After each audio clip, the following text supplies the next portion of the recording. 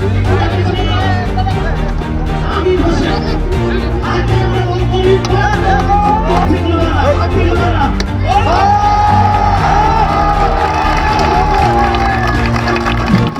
আয়োজিত কবিগুরু কাপ টুর্নামেন্টে হাজির হলেন জম্মু কাশ্মীরের বিজবেহারা গ্রামের আমির হোসেন লোন।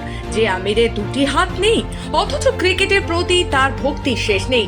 দুটি হাত না থাকা অবস্থাতেও তিনি গলায় ব্যাটের হাতল পেঁচিয়ে সাধারণ ব্যাটারদের মতোই ব্যাট করতে পারেন, আবার হাতে না হলেও পায়ে বল ধরে বল করতেও পারেন। তার ক্রিকেটের প্রতি এমন ভালোবাসা, ভক্তি দেখে আপ্লুত হয়েছিলেন খোদ ক্রিকেটের ভগবান সচিন টেন্ডুলকার।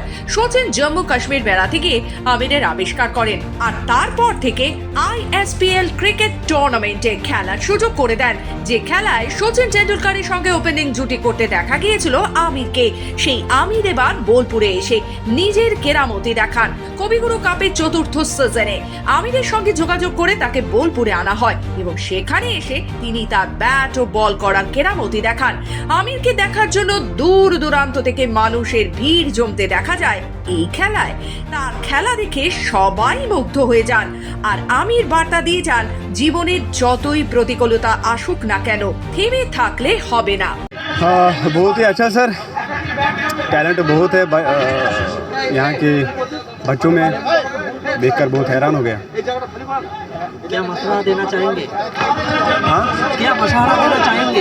बस यही कहूँगा कि कंटिन्यू रखिए अपने गेम को, और ज़िंदगी में कभी हार नहीं माननी चाहिए। इसी तरीके से खेलते रहो और खूब प्यार बांटो और अपने देश के लिए रिप्रेजेंट करो।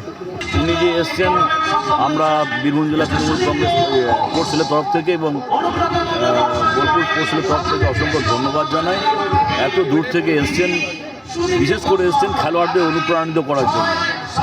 আমরা ওনাকে ওয়েলকাম জানাচ্ছি আমাদের পশ্চিমবঙ্গ তথা বোলপুরে, এবং আশা করি আগামী দিনে ওনার যে পারফরমেন্স সেটা আমাদের খেলোয়াড়দের মধ্যে চর্চিত হবে এবং বর্ধিত হবে।